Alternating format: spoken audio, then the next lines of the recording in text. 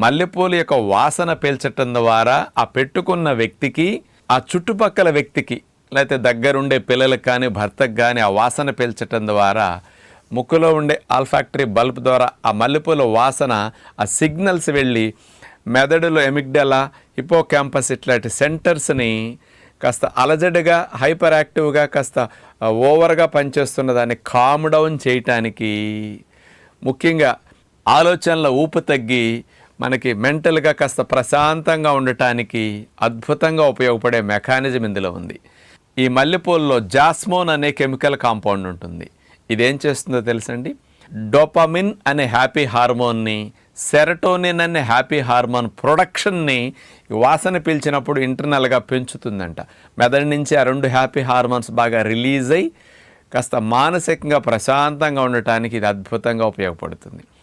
మరి చాలామందికి మెనోపాజ్